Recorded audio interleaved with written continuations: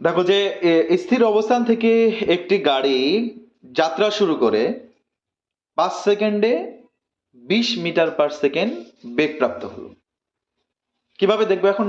দেখো যে গাড়িটা, এই হচ্ছে একটা গাড়ি, যে গাড়িটা স্থির অবস্থানে আছে এবং এই স্থির অবস্থান থেকে যখন ছিল তখন তার গাড়িটা আদিবেগ কি? শূন্য, আদিবেগ জিরো। আর এই অবস্থা থেকে গাড়িটা যখন একটা দূরত্ব অতিক্রম করছে তখন ঠিক সেই জায়গায় অর্থাৎ 5 সেকেন্ড পরে যখন তার একটা অবস্থান তৈরি হলো সেখানে তার বেগ 20 মিটার/সেকেন্ড। এখন একটা বিষয় খেয়াল রাখতে হবে যে যখনই কোনো একটা গাড়ি স্থির অবস্থা থেকে একটা নির্দিষ্ট সময় পর একটা বেগ পেল, অর্থাৎ গাড়িটা যখন কোনোভাবে একটু পরিমাণ তার অবস্থান পরিবর্তন করে, ঠিক তখনই তার মধ্যে এক ধরনের ত্বরণের সৃষ্টি হয়। হ্যাঁ, তো এই জন্য আমাদের দরকার হচ্ছে গাড়িটার ত্বরণ কত, এক্স্যাক্টলি আমরা সেই ত্বরণটা এখন বের করব। তো দেখে নিই যে এই গাড়িটার আসলে ত্বরণ কত হবে।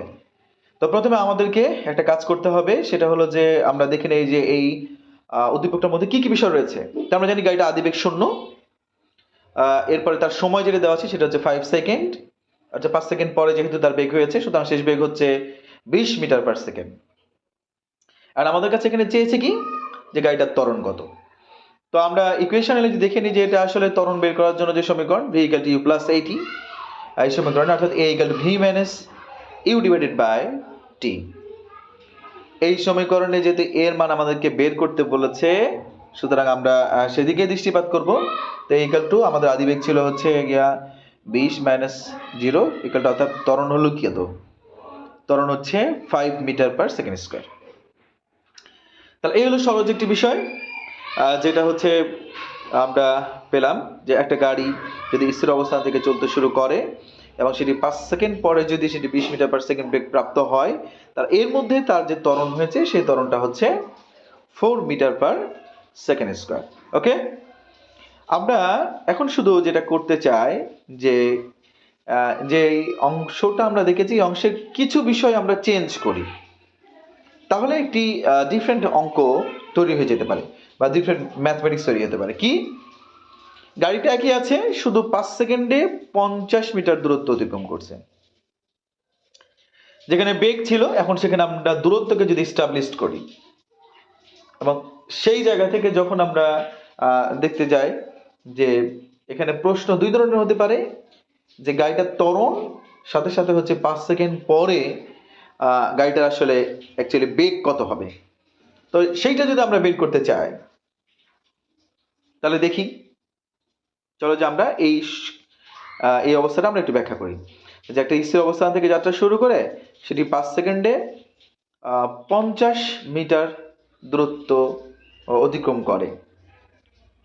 তো এই 50 মিটার দূরত্ব যে অতিক্রম করে এই সময় গাড়িটার ত্বরণ কত হয় এবং গাড়িটার বেগ কত হয়। একই প্রশ্নের মধ্যে এই দুই ধরনের ফাংশন কাজ করে।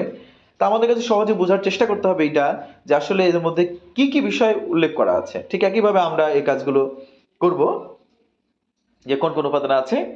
প্রথমে দেখে নিই যে এই গাড়িটার আদিবেগ আদি অবস্থানের মতো 0 বা 0 মিটার/সেকেন্ড এবং এই গাড়িটা যে 5 সেকেন্ড পরে যে অতিক্রান্ত দূরত্ব অর্থাৎ s হচ্ছে 50 মিটার এবং এই গাড়িটা যে সময় ব্যবহার করেছে টাইম সেটি হচ্ছে 5 সেকেন্ড। এর মধ্যে থেকে আমাদেরকে বের করতে হবে যে গাড়িটা যেহেতু স্থির অবস্থানে ছিল আর স্থির অবস্থান থেকে যখনই সে একটা দূরত্ব অতিক্রম করবে অবস্থানের পরিবর্তন হচ্ছে তখনই তার মধ্যে এক ধরনের ত্বরণ কাজ করে, এটা আমরা আগেই বলেছি। এবং এই ইকুয়েশনটা বা এখান থেকে সহজে কোন ইকুয়েশন ব্যবহার করা যেতে পারে এজন্য আমরা আগে একটু দেখে নিই যে আমাদের গতি সমীকরণ যে তিনটা বেসিক্যালি কাজ করে, v = u + at, s = ut + ½ a² v² = u² + 2s, এই তিনটা সমীকরণের মধ্যে থেকে বাছাই করে নিতে হবে যে কোন উপাদানটি বা কোন চলকের মানটি আমাদের কাছে চেয়েছে। সেটা যদি আমরা বাছাই করতে চাই তাহলে চলো দেখে আসি যে আমরা কোন কোন বিষয় চাচ্ছি। তো এখানে আছে ইউ এস টি। তো এখানে এই তিনটা উপাদান রয়েছে, এরকম সমীকরণগুলো একটু দেখে আসি।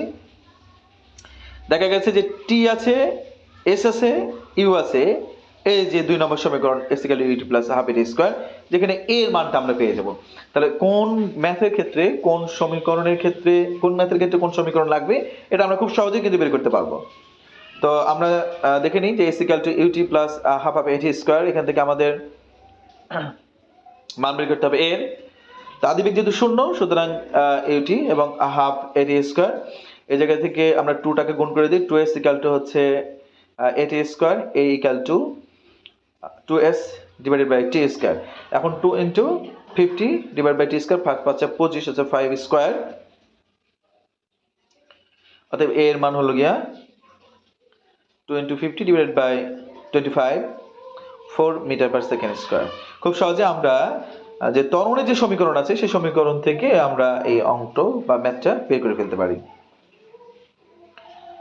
ঠিক আছে?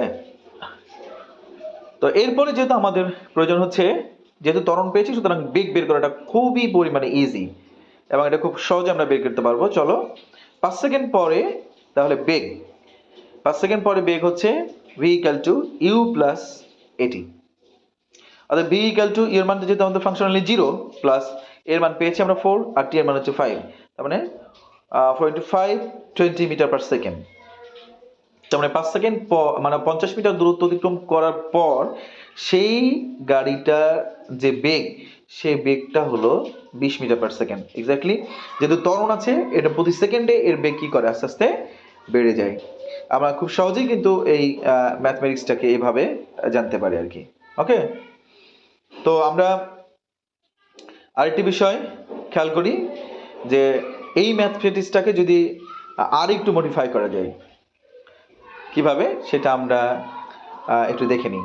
দেখো, একই ম্যাথমেটিক্সে শুধুমাত্র একটা উদ্দীপক আমরা এখানে এস্টাবলিশ করলাম যে স্থির অবস্থান থেকে একটি গাড়ি যাত্রা শুরু করে 5 সেকেন্ডে 50 মিটার দূরত্ব অতিক্রম করে। শুধুমাত্র এর সাথে আরেকটা বিষয় যোগ করে দিব একটু হায়ারলি, অর্থাৎ উচ্চতর দক্ষতার জন্য, যে যদি পরবর্তী 30 মিটার যেতে গাড়িটার কত সময় লাগবে। অর্থাৎ গাড়িটা যেহেতু 50 মিটার গেছে সেটি 5 সেকেন্ডে, তাহলে পরবর্তী 30 মিটার যেতে এই গাড়িটার কত সময় লাগবে। শুধু আমরা তাহলে এই বিষয়টা কিন্তু খুবই সহজে এই কাজটা করতে পারবো এবং এটা আমাদের খুব টেকনিক্যালি কাজগুলো করতে পারবো আর কি। তো চলো দেখা যাক যে এই গাড়িটা যেহেতু একটা নির্দিষ্ট সময় থেকে শুরু করে 5 সেকেন্ডে সেটি 50 মিটার দূরত্ব অতিক্রম করেছে, তাহলে সে পরবর্তী 30 মিটার পথ অতিক্রম করতে এক্স্যাক্টলি তার কত সময় লাগবে সেটা আমরা একটু দেখে নিই। খুব সহজে এটা আমরা দেখতে পাবো। তো প্রথমে যেহেতু এখানে যে ম্যাথটা করেছি সেই ম্যাথের অ্যাকচুয়ালি কিন্তু আমরা এখানে ত্বরণটা পেয়ে গেছি এবং 50 মিটার দূরত্বে যে তার বেগ কত ছিল সেটাও আমরা এখানে পেয়েছি। তো এই অঙ্কে কিন্তু ঠিক একইভাবে যেহেতু একটা নির্দিষ্ট দূরত্ব অতিক্রম করছে, সুতরাং সেখানে অ্যাক্সিলারেশন প্রয়োজন, ত্বরণ প্রয়োজন, আর সেই ত্বরণটা আমাদের এই ইকুয়ালটা হচ্ছে 4 মিটার/সেকেন্ড। এখান থেকে আমাদের এই সূত্রপাতটা হবে আর কি। তাহলে আমরা দেখে নিই যে কিভাবে এই কাজটা সম্ভাবনা রয়েছে করার জন্য। তো প্রথমে আমরা দেখে আসি যে এখানে এই ইকুয়ালটা হচ্ছে 4 মিটার/সেকেন্ড। হ্যাঁ, 4 মিটার/সেকেন্ড।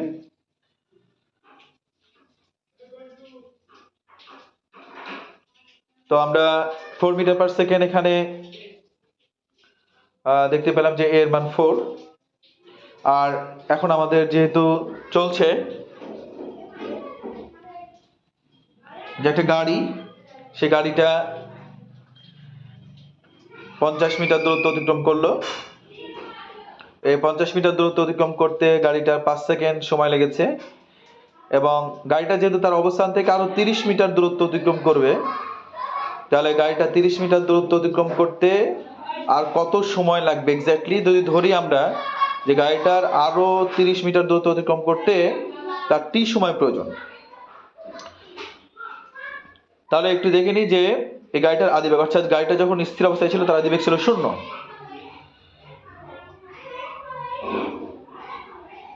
তাহলে গাড়ির যে গাড়িটি রয়েছে সেই গাড়িটির মোট অতিক্রান্ত যে দূরত্ব, হ্যাঁ, মোট অতিক্রান্ত দূরত্ব, সেই দূরত্বটা হচ্ছে যে সে তো 50 মিটার আগে থেকে গেছে, অর্থাৎ 50 মিটার দূর আগে থেকে গেছে, প্লাস হচ্ছে আরো 30 মিটার গেছে, তাহলে 50 প্লাস হচ্ছে 30, তার মানে 80 মিটার। আমরা এটা দেখতে পেলাম যে এটা 80 মিটার দ্রুত অতিক্রম করছে।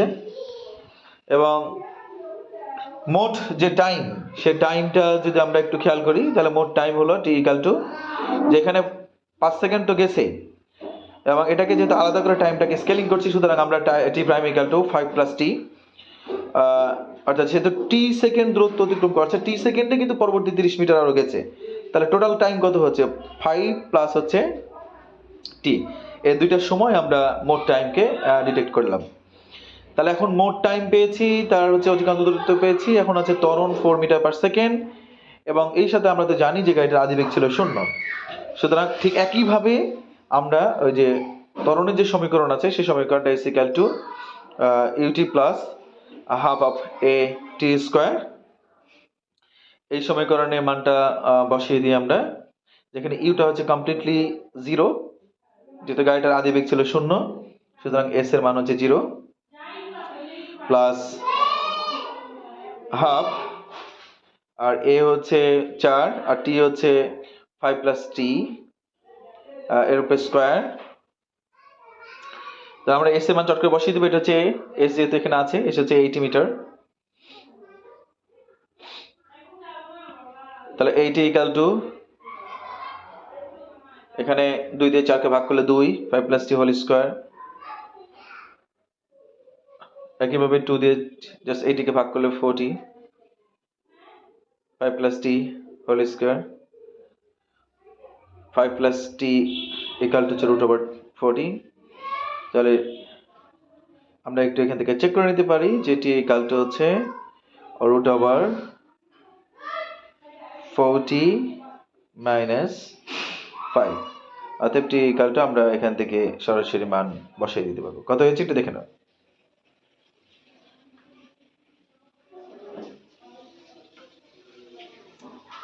1.32 সেকেন্ড। তার মানে হলো যে পরবর্তী যে 30 মিটার পথ যাবে, সেই পরবর্তী 30 মিটার পথ অতিক্রম করতে তার 1.32 সেকেন্ড সময় লাগে। 1.32 সেকেন্ড সময় লাগে। এখন আমরা জাস্ট হচ্ছে এই ম্যাথটার একটা ভার্সন খেয়াল করব, যে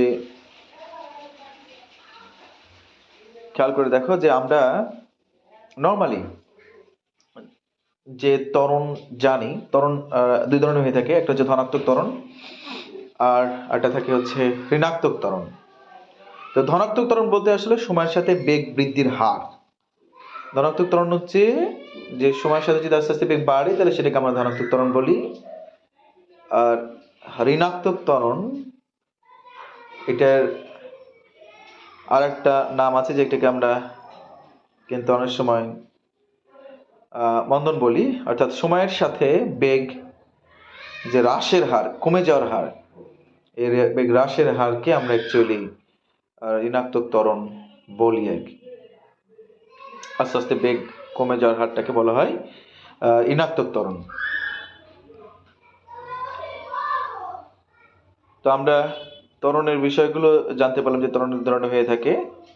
এক্স্যাক্টলি ত্বরণকে, ঋণাত্মক ত্বরণকে মন্দন বলা হয়ে থাকে, মিটার পার সেকেন্ড স্কোয়ার, এবং তার একক যারা আমরা মিটার পার সেকেন্ড স্কোয়ার। ঠিক একইভাবে এটার মাত্রা যদি আমরা একটু দেখি, মাত্রা হচ্ছে এলটি ইনভার্স 2, ঠিক একই, এরও মাত্রা কিন্তু হচ্ছে এলটি ইনভার্স 2 হিসেবেই কাজ করে।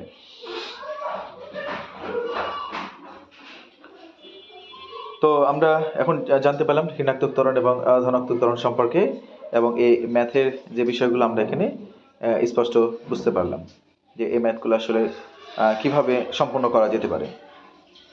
আর সাথে সাথে হচ্ছে যেহেতু ধনাত্মক ত্বরণ এবং ঋণাত্মক ত্বরণ এটা একটা গুরুত্বপূর্ণ একটা ফিচার, যেগুলো আমাদেরকে গুরুত্বের সাথে এই বিষয়গুলো জানতে হবে আর কি। তো যাওয়া যাক এবার আরেকটু বিষয় নিয়ে। ম্যাথের একটি নতুন ফিচার আমরা এখানে অ্যাড করব।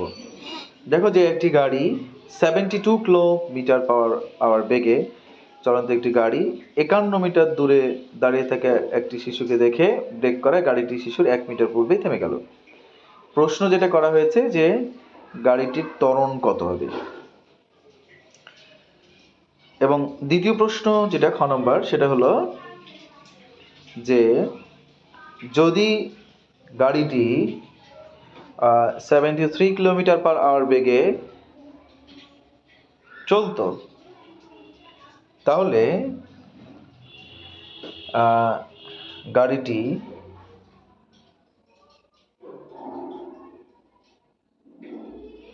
দুর্ঘটনা এড়াতে পারবে কিনা, বা শিশুটি দুর্ঘটনা এড়াতে পারবে কিনা।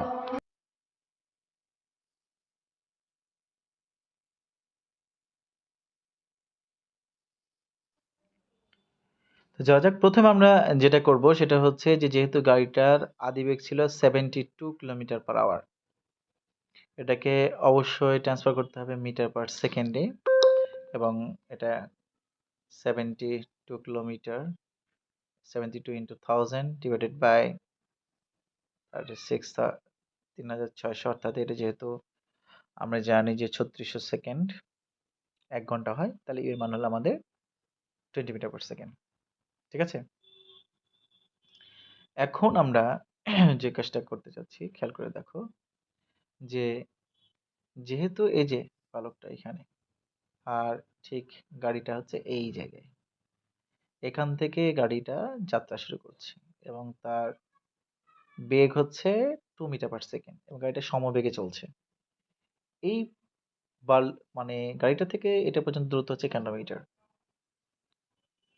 এখন এই গাড়িটা জাস্ট 1 মিটার পূর্বে গিয়েই থেমে গেল, এই ফাংশনটুকু কত, এইটুকু জায়গা কতটুকু হলো, মাঝখানে 1 মিটার জায়গা ফাঁকা রইলো, মানে গাড়িটার জন্য 1 মিটারের জন্য অ্যাক্সিডেন্ট হয়নি। তাহলে এই জায়গাটায় তার শেষ বেগ কত, উনিকে থেমে গেছে, তাহলে শেষ বেগ 0।